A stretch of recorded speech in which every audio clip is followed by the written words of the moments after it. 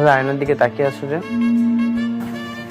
নিজের কপালকে দেখছি, কতটা ভালো ভাগ্য হলে তোমার বউ হওয়া যায়। আমি কি কাজটা ঠিক করতেছি?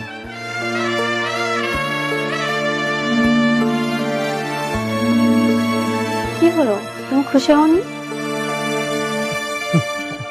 কেন খুশি হব না? এমন কিছুই না।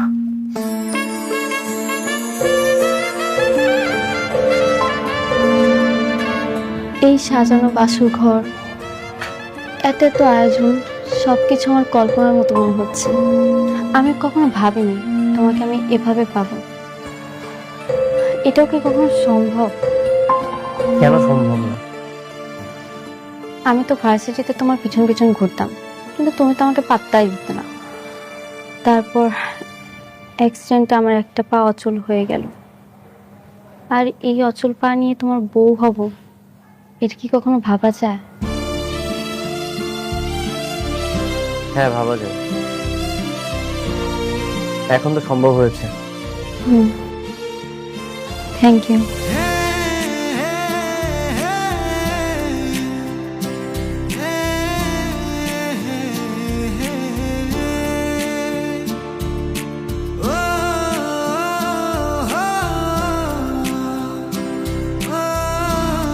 তুমি আমাকে একটা কথা দেবে? হ্যাঁ, বলো।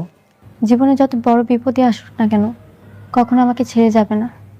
সারাটা জীবন আমার পাশে থাকবে, আমাকে কখনো ছেড়ে যাবে না। অনেক, তুমি আমার একটা কথা দাও, যত বিপদে আসুক তুমি আমার সাইডে কোনোদিন যাইবা না, সবসময় আমার সাথে থাকবা।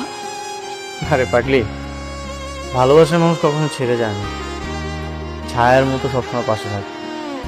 আমিও তোমার ছায়া হয়ে সবসময় তোমার পাশে থাকবো। দাও, কথা দাও। কথা দিলাম, কখনো তোমাকে ছেড়ে যাব না। আজকে আমরা সারা রাত গল্প করব, এতদিনের গল্প জমে আছে, সব আজকে তোমার সাথে শেয়ার করব।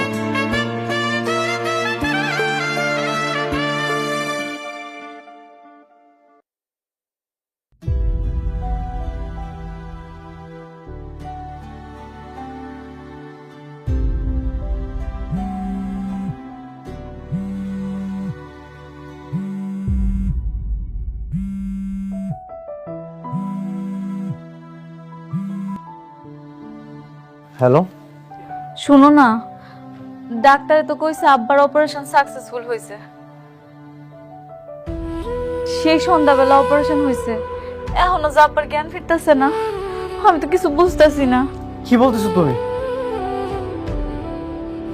আমার খুব ভয় লাগতেছে অনেক, তুমি একটু তাড়াতাড়ি আসো না, আব্বার যদি কিছু একটা হয়ে যায়। এখনই আসতে হবে? একটু তাড়াতাড়ি আসো প্লিজ। ঠিক আছে, আমি আসতেছি।